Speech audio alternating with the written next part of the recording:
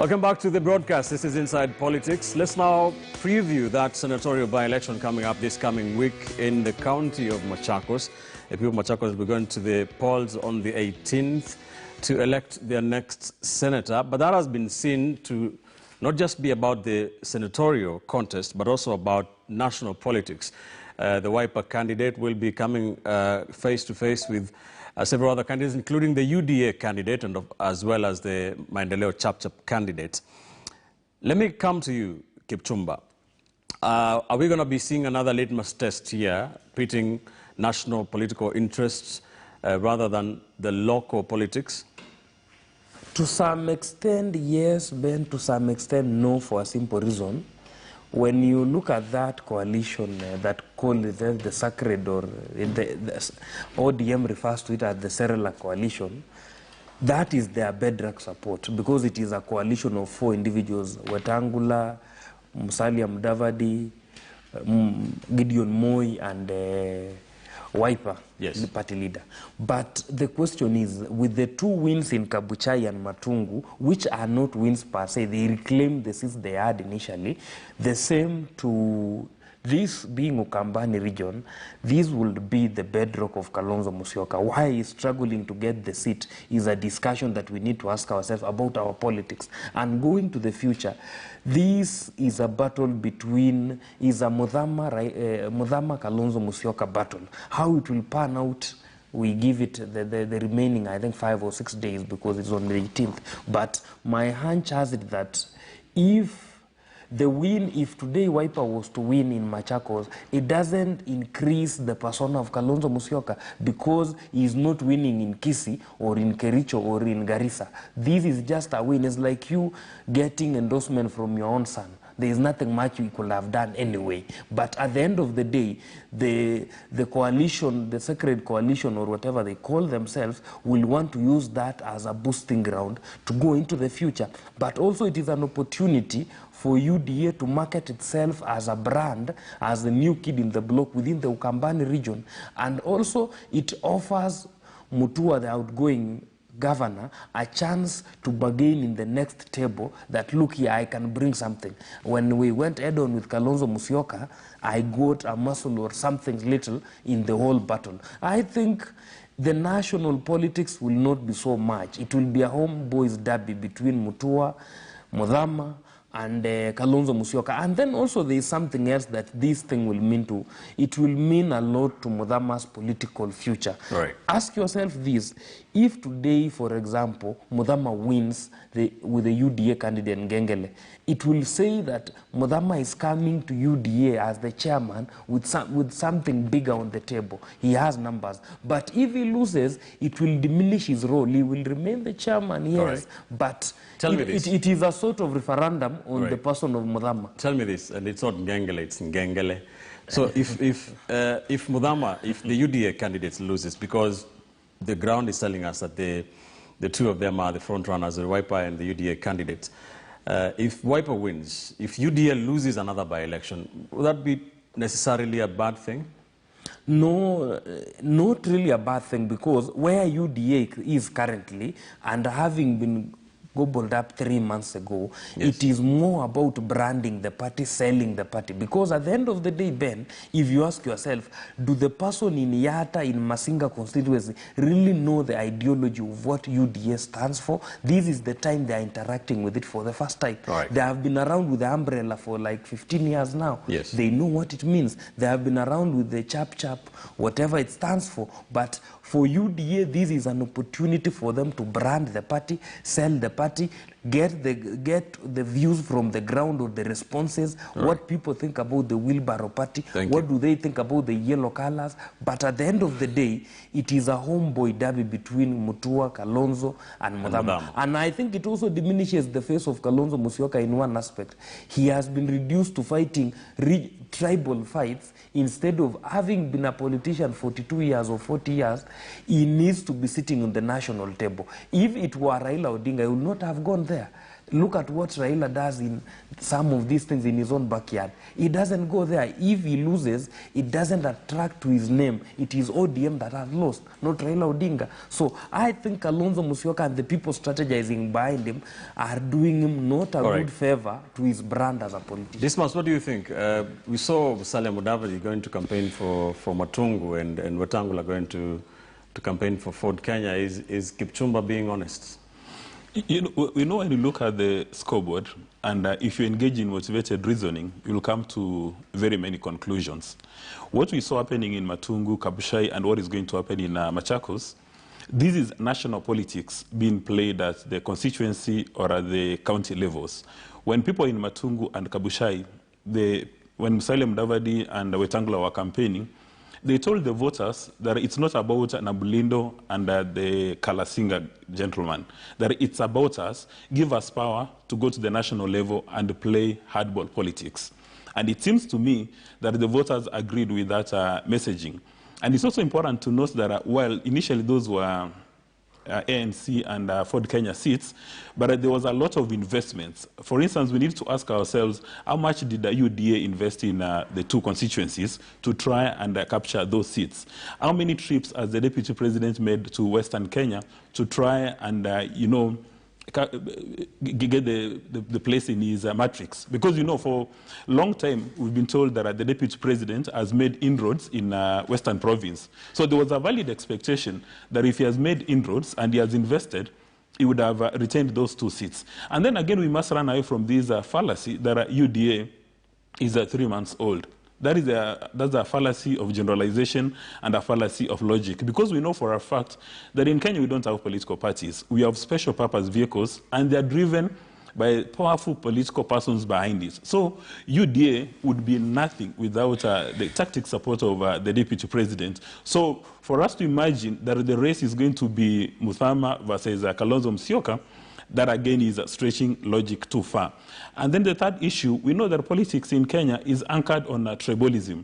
You will not go to the national table to engage in a conversation if you don't have your tribal numbers well secured. Yes. If for some reason Kalonzo Musyoka gets a walloping in Machakos, he will have no face to come to the national space to say that I'm going to discuss national politics. The same would have happened for Musalia Mudavadi and Wetangula. If they had lost those seats, they would have no face in Kenya. In fact, people had already done their political obituary saying that it was nice doing business with you. Right. But after they captured the seats, you've seen a lot of voodoo logic. Like, for instance, in Matungu, some people came with the voodoo logic asking, how many votes did Nabulindo win by? And what was the balance? How much did UDA get? And how much ODM did ODM get? And if you put it the total, is it more than what the winner got? And you know, they forget the basic logic in parliamentary elections. That is the first man past the goalpost. And that's the person who is going to be sworn in. Right. So as we approach these elections in Machakos, believe you me, there's going to be this toxic politics that we keep on talking about, so that some people in fact are anticipating defeat. That's why they're saying it's going to be Mudhama and Kalonzo. All right. Hesbon, there are people who say that Kalonzo and Wiper and the Wiper candidate are the team to beat. They're also saying that if Mudhama loses, the UDA candidate loses, then William Ruto's pointman in Ukambani, which is seen as a major voting bloc that the DP wants to put in his basket, that he will have lost the battle even before it begins. What is your take on this? Well, I think it's a lot more complicated than that, because from where I sit, and my crystal ball tells me that you know, Agnes Kavindu of Wiper will definitely win this. That's what my crystal ball tells me. And looking at it critically, you also realize that UDA is not here to win. It's an unnecessary disruptor that is trying to test the waters, just like Kipchumba says. They're trying to reach out to be known, you know, and not necessarily to win. It's the same thing they did in Matungu and Kabuchai. But now, looking at the bigger picture, I will not say that this is going to be a contest between Mudhama and Kalonzo, because from where I see it again, just like I've said, Kalonzo is head over shoulder. You know, he has had a few shaky moments, and he has brought on board 3 other people to support his candidate, which tells you that he is not taking this for granted, and there's no chance that is left in his quest to win the senatorial seat. But then there is a complication, because in all this, you realize that national politics is at play. Just like we saw in Kabuchai and Matungu, these are people who are trying to consolidate, their backyards and pull through a coalition of 4 key presidential candidates, and specifically clip the political capital of Raila Odinga. But you look at it and you realize that it's a big mistake.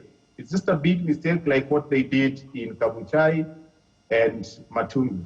Matungu, for instance, they coalesced around an ANC candidate. What did the ANC candidate get? 14,000 votes. What did the ODM candidate get? 10,500. Critically, that tells you that if 4 different parliamentary aspirants, political parties came together to support one parliamentary aspirant for purposes of clipping ODM and Raila Odinga, and the margin is only 4,000. Come the next general election, it's going to be a lot more intricate. So if they are trying to consolidate themselves, I think Kalonzo is disadvantaged at the national level, because then he will win this, and he was going to win anyway, but he will not have an individual negotiating basis, because it will be the 4 of them. Tell me this in 30 seconds only, Hezbon. Why is ODM not in the Machakos contest, and it's a national party? Silently, Ben, silently, NASA still exists.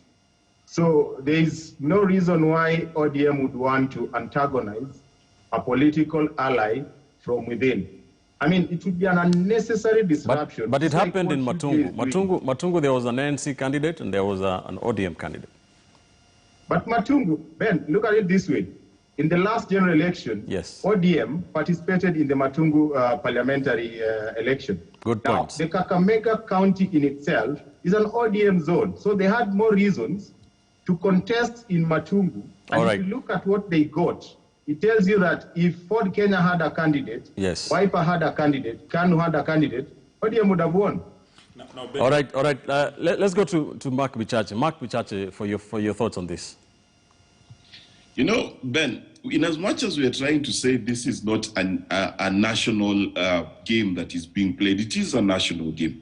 The truth of the matter is, on that ballot and in every by-election since the last 1.5 years, the ticket has been, starting from Kibera, Raila versus Ruto, Mudavadi versus Ruto, Mudavadi versus Raila. So let's not pretend for a minute that this is not national. If you want proof that it is national, look at the celebrations that came out of Tanga after the elections, the by-election at the coast. You would have thought that Tanga has won the presidency. At the same time, look at the celebrations and the homecoming that was held in Baringo after the Baringo County Assembly voted no against the BBI. Mm-hmm. So the fact of the matter is this. Every senior politician who has his heart in that particular race has a reputational risk and has a risk towards 2022 in this particular by-election. Now, the one thing as a strategist I recognize is excellent in the Tanga strategy is this, that they will celebrate the win. They will say here deep state was not involved. They will say this election was free and fair. But the moment they lose, it was unfair, it was not free and fair, UDA is a small party and all of those things. It is a brilliant strategy where you associate yourself with the win and totally dissociate and mar the win of other people. Now, the fact is, Ben, whether we like it or not, when you boil it down, this is a question of whether Mthama is the kingpin for William Ruto in Ukambani, just the same way the test was for Boni Khalwale, whether he was the kingpin in Western, just the same as for Aisha Jumwa and the rest.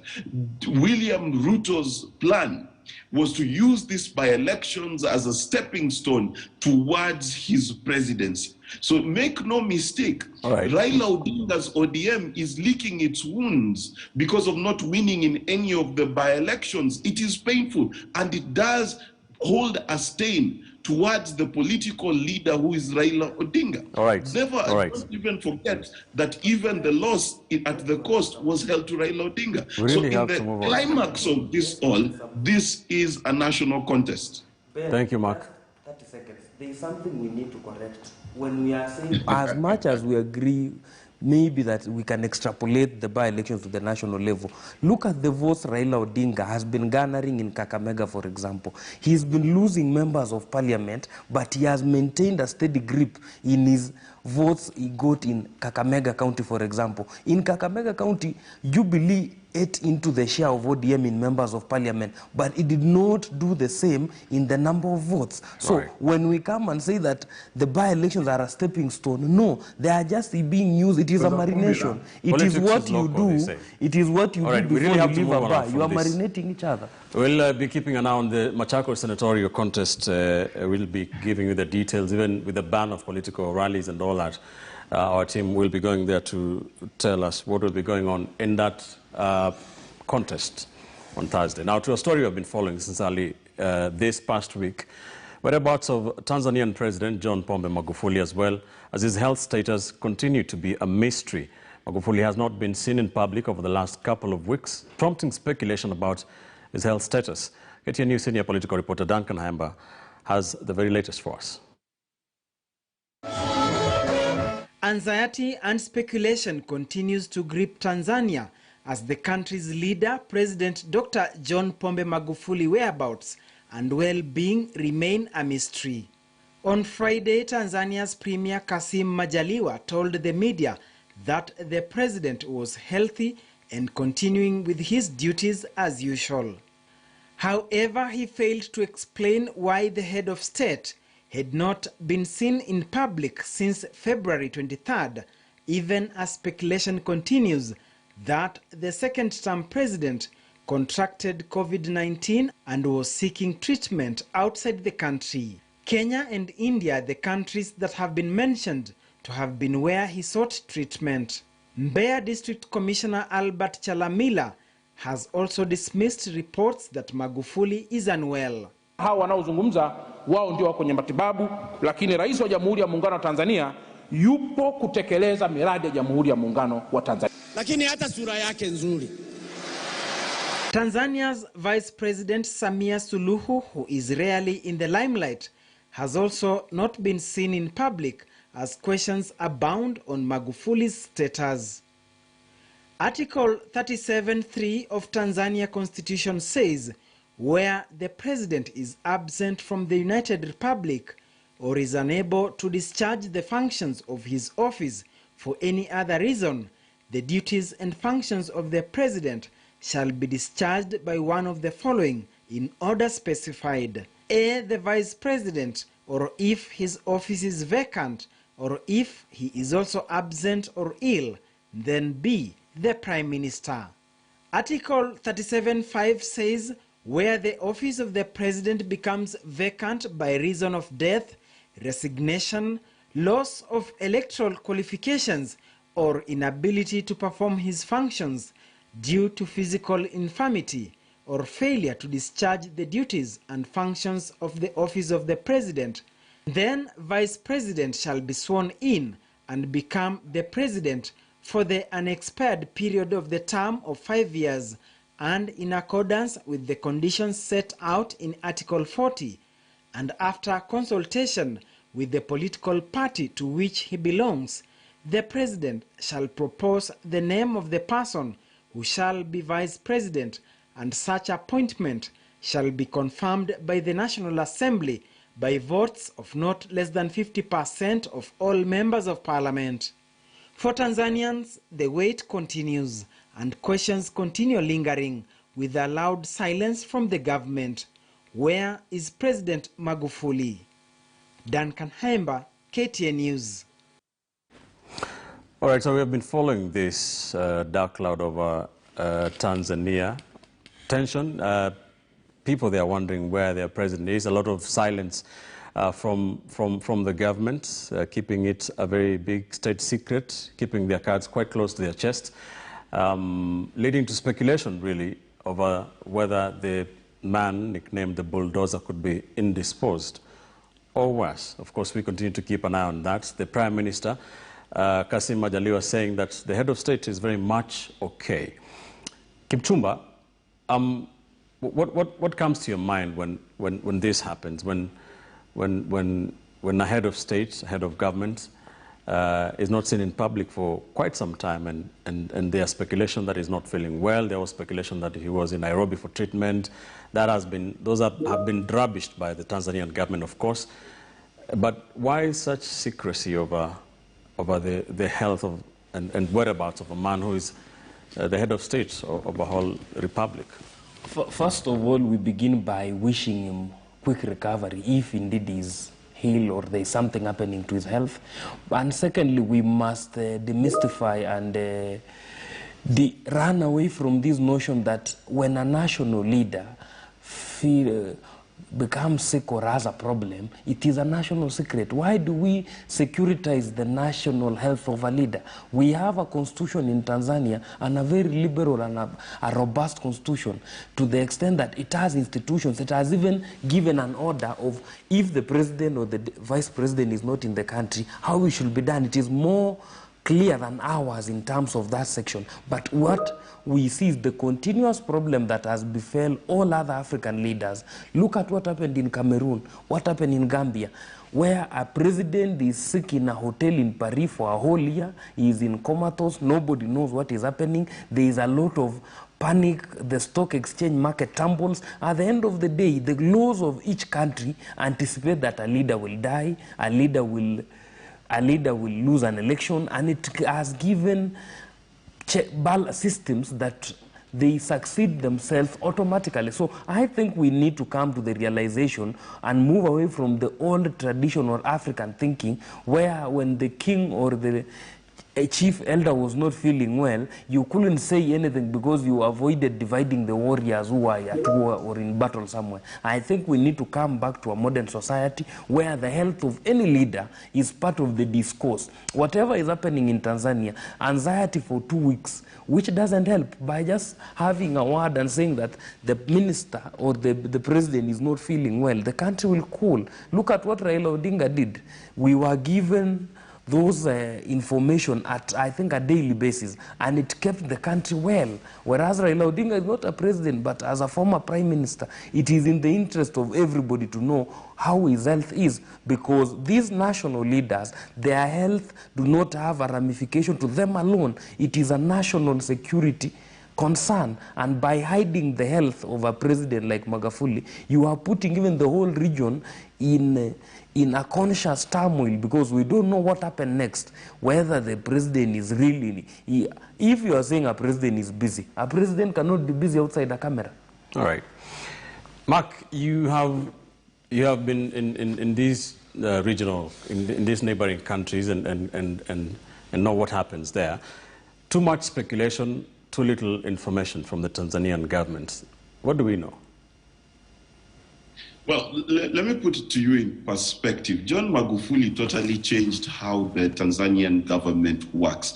He became a bit more of a strongman and created a cult of personality. And it is this cult of personality that actually brought about two very interesting things during this time. Number one, it brought about the COVID denialism that we've seen for the last 1 year, but it also created a sense to protect the person of the president against any sense of weakness. If you remember his campaign during the before his first term, it was underscored by him doing press-ups and showing, as the Swahili say, that he was in welcome to a buheri wa afya. And so even if he had a headache, if he had a migraine, you expect that the Tanzanian media and the Tanzanian population would be completely put in the dark. And therefore, even saying that he has COVID is a stretch. If he had malaria, the Tanzanian people would not be told. And therefore, the Tanzanian nation, and when I talk to my contacts, and as you know, I worked both in media and politics in Tanzania for years, they are quite tight-lipped about what is really happening. And those who have spoken to me, I am not even allowed to repeat what what I have heard. So for me, what is going to be interesting is to see how the state manages his continued absence. But I tell you for free, if he happens to reappear, it will be something that will be a grand re-entry, like Jesus going back into Jerusalem upon a cult. Very quickly, Dismas, we've seen Magufuli not travel very much outside Tanzania. It's the Vice President, Samia Suluhu Hassan, has gone to most of the international trips. Are we missing something here? Well, you know, it's unusual to have it's not unusual to have some people have a phobia for air travel. So probably President Magufuli fears air travel. But to go to the critical issue that you raised, the germane issue, is about freedom of media. It's so strange that the Kenyan media has got liberties to discuss the health of President Magufuli more than the Tanzanian media. And the reason being that the media in Tanzania, their liberties have been frustrated, they've been suffocated, they cannot even call a spade a spade. That's why they cannot even engage in any investigative reporting. That's why they cannot put the Prime Minister into task to establish the whereabouts of the President of the Republic of Tanzania. So in my view, what people in Tanzania need to do, the civil society and the media, they need to be very proactive. And then on the same note, African leaders must realize that they lead nations or they lead states. They are not cult leaders. When you lead a cult is when the cabal around you cannot even imagine that you can have a headache, you can get sick, you can be taken to hospital. And a similar situation was repeated in Malawi as well as Nigeria. But in Malawi, the head of the military was very strong, and also the Attorney General was very strong, who said that upon the death of a president, succession must take place. So we must encourage our brothers in Tanzania to start asking those critical questions. And in any event, the health of any president is a national security concern. So one fails to understand why the Tanzanian president on his website, he doesn't give his daily schedule of events, so that in the morning when we wake up... Too many questions. Yeah, Too many questions. We have seen even the Tanzanian government try to gag some Kenyan media. Hesbon, 30 seconds only. What's your take on this? Hesbon? Sorry, I think I was on mute. I think since the coming to power of the fifth president in Tanzania, we've seen a repression of the civil liberties, freedom of the media, and so on and so forth. And I think they've enacted enough legislations to muzzle the freedom of the press and freedom of expression. And I think that is what is at play in Tanzania today, that the credible legacy media is struggling to get information from the government about the whereabouts of the president. And because we live in a very digital, sphere today, a lot of speculation is going on the digital space. And I think that is where we are getting all these rumors and speculations about his health. But whatever is happening, I think it is incumbent upon the government of Tanzania to understand that this is not going to be a question of invasion of privacy. This is a question of public interest, so that they give the right information. All right, we shall continue to keep an eye on that. For it's an important story here on the region, in the region. Let's take another quick commercial break here on Inside Politics. Don't go too far. When we come back, we shall be waiting to hear from you. Our studio lines will be scrolling at the bottom end of your screen. You can call us with your views, comments, and questions about what we are discussing about today. Our studio lines will be scrolling on your screen shortly. Don't go too far.